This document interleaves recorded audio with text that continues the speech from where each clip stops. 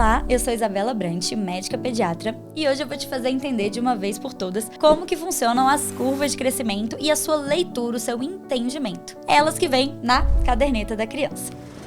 A proposta de inserir as curvas de crescimento no acompanhamento das crianças foi introduzida na década de 80 pela OMS e pela Unicef. E os seus objetivos eram detectar precocemente alguma anormalidade que prejudique o desenvolvimento do bebê, identificar as variações de normalidade para a gente conseguir tranquilizar as famílias e, caso sejam identificados problemas incuráveis, a gente conseguir minimizá-los. Aqui no Brasil, o Ministério da Saúde utiliza as curvas da OMS, produzidas ali entre 2006 e 2008, e essas curvas, para serem produzidas com todos os seus limites de normalidade, utilizaram cerca de 8.500 crianças dos 4 continentes do mundo, distribuídas de 6 cidades de 6 países. Olha que legal! Só que essas 8.500 crianças, elas eram criadas em ambientes ideais. Então você já vê que nem todas as crianças vão se encaixar nessas curvas. E aí nós temos as curvas de peso por idade, estatura por idade, perímetro cefálico por idade, IMC por idade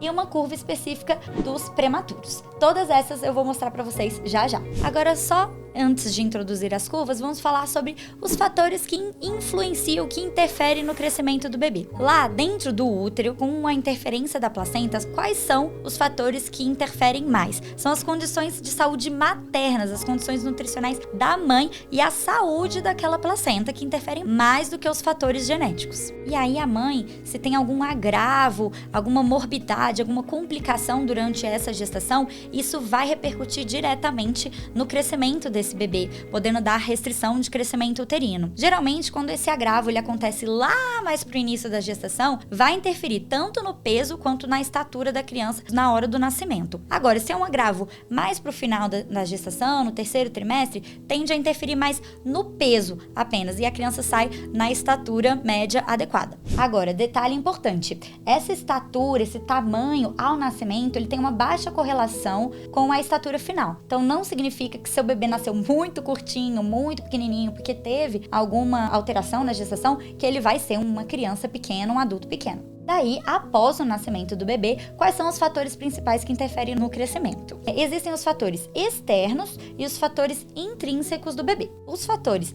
intrínsecos, eles envolvem a carga genética e o sistema endocrinológico do bebê, que tem que estar sadio, funcionando direitinho. E nos fatores extrínsecos, envolve aí a alimentação, sono, um ambiente tranquilo de convivência, o afeto, a saúde dos pais, o carinho que essa criança recebe, o aleitamento materno entra aí também, se a criança faz atividade física ou pratica algum esporte, aí tudo isso vai interferindo ao longo dos meses e anos da criança. Lembrando que até naqueles 2 primeiros anos, o fator que mais influencia após o nascimento é a tal da amamentação e alimentação saudáveis. Após os 2 anos é que entra com mais peso a carga genética. Por exemplo, para a estatura final dessa criança lá, que ela vai atingir na idade adulta, cerca de 80% depende da carga genética. E eu vou ensinar vocês aqui a calcular a estatura final alvo média para a sua criança. Para calcular a estatura alvo de meninas, você vai pegar a estatura do pai dessa criança e tirar 13. Depois, você vai somar com a estatura da mãe. E aí, você vai dividir por 2. Então, você vai tirar a média desses 2 valores. É como se você pegasse o pai e feminilizasse a idade dele. Soma com a mãe e divide por 2. No caso de predizer a estatura-alvo dos meninos, a gente vai pegar a estatura da mãe e vai masculinizar. Então, pegamos a estatura da mãe e somamos 13. Esse valor a gente soma com a estatura do pai. E aí, dividimos por 2. Esse valor obtido final, ele pode variar ali. Você vai pegar uma média. E aí, pode somar uns 9, 8 centímetros para cima ou 8, 9 para baixo. Então é uma faixa possível bem ampla. Isso a gente vai colocar na caderneta da criança, essa faixa esperada, geralmente a partir de 2 anos, que é quando a carga genética começa a ficar mais forte. E uma curva que geralmente é esquecida por alguns médicos aí, que é a de IMC, Índice de Massa Corpórea. Ela deve ser anotada na caderneta desde o primeiro ano de vida, pois existe uma forte associação daqueles valores de IMC das crianças ali, inclusive menores de 2 anos, com o IMC do futuro, na vida adulta. Então tem essa correlação. Alto índice de massa corpórea no início da vida favorece sobrepeso e obesidade lá na frente. Agora vamos começar com a curva dos prematurinhos. Os prematuros, eles têm uma curva especial, que é essa curva Intergrowth, que na nova caderneta da criança vem aqui, é a primeira de todas, e ela a gente geralmente vai marcar até mais ou menos 60 semanas. Então você vai contar as semanas gestacionais. Mesmo depois que o bebê nasceu, a gente segue contando as semanas. E aí, aproximadamente até 60 semanas, a gente vai marcando nessa curva pra gente poder acompanhar de maneira mais fidedigna, sem criar expectativas fora da real pros bebezinhos prematuros. E aí aqui a gente tem tanto o perímetro da cabeça, o comprimento e o pezinho. Se a gente for passar os dados desse prematuro para as curvas habituais da OMS, a gente tem que lembrar de marcar conforme a idade corrigida do bebê. O que é isso?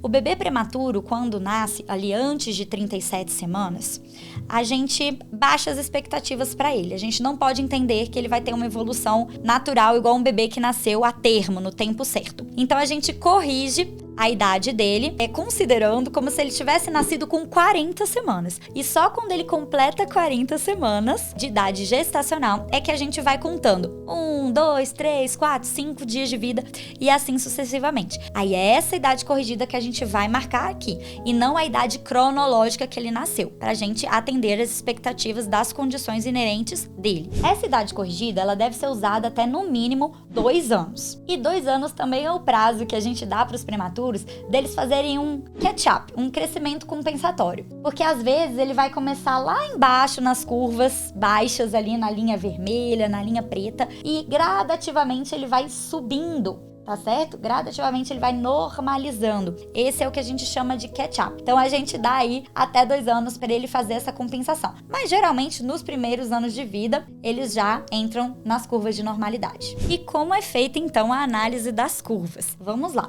Você vai perceber que todas as curvas da criança, elas vai estar dividida em faixas. Temos a linha verde, as linhas vermelhas e as linhas pretas. Nas cadernetas mais atuais, a gente até tem a linha amarelada entre a verde e a vermelha. Eu vou mostrar já para vocês. O que significam essas linhas?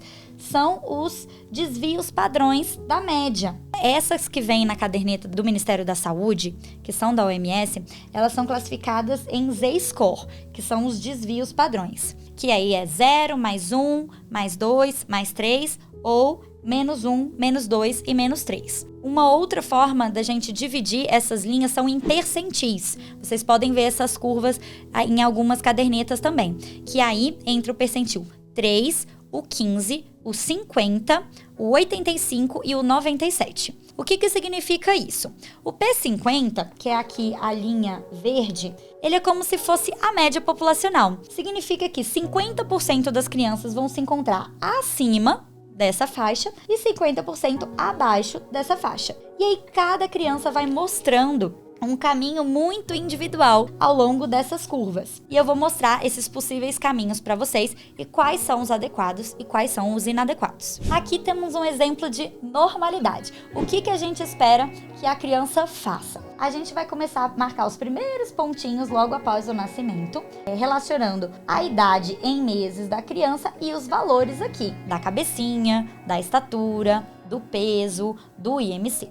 Então aí a gente faz um encontro dos pontos e marca a bolinha ou o xizinho. O que a gente espera? O que é esperado é que essa criança ela siga mais ou menos na mesma faixa. Ela pode transicionar um ponto, vamos dizer assim. Ela pode subir uma linha, baixar uma linha, mas tem que ser uma coisa gradativa. É uma onda que vai se desviando lentamente. Como nesse exemplo aqui. Vocês veem que o paciente começou aqui próximo da linha laranja e continuou próximo da linha laranja sempre e para sempre. Provavelmente esse vai ser o padrão de desenvolvimento desse paciente. Ou seja, a cabecinha dele, ele fica ali no score -1. Pode subir um pouquinho ou baixar um pouquinho disso, fazendo um zigue-zague leve, sem sair muito dessa faixa para cima e da faixa de baixo. E o que não é esperado numa caderneta, o que é perigoso nessa curva? É a gente fazer a criança mudar demais, de uma linha para outra, de um score para o outro, de maneira abrupta,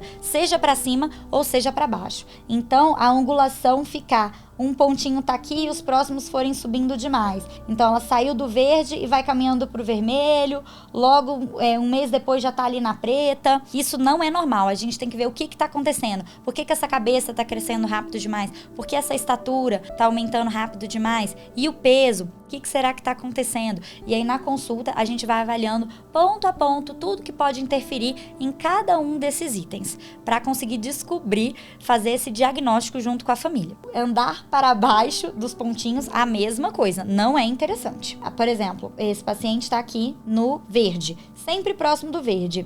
Se ele começar a descer ladeira abaixo, caminhar rapidamente para o vermelho, depois do preto, tá acontecendo alguma coisa. Por que esse bebê tá desacelerando tanto o crescimento dessa forma? Seja da estatura, seja do peso. A gente tem que investigar junto da família. E outra coisa que não é interessante de acontecer é a gente fazer um platô muito prolongado. Aí a criança fazer uma reta, porque na linha reta ela acaba a longo prazo, ó. Se sair daqui e começar a fazer uma linha reta, rapidamente ela vai caindo de curvas da mesma forma, porque o crescimento da criança, ele é contínuo. A criança tá sempre crescendo, sempre aumentando peso, sempre aumentando estatura, só que em velocidades diferentes. Então, se ela tá perdendo essa velocidade de maneira muito abrupta, caindo nas curvas, isso tem que ser investigado rapidamente. Ou estabilizando, também tem que ser investigado rapidamente.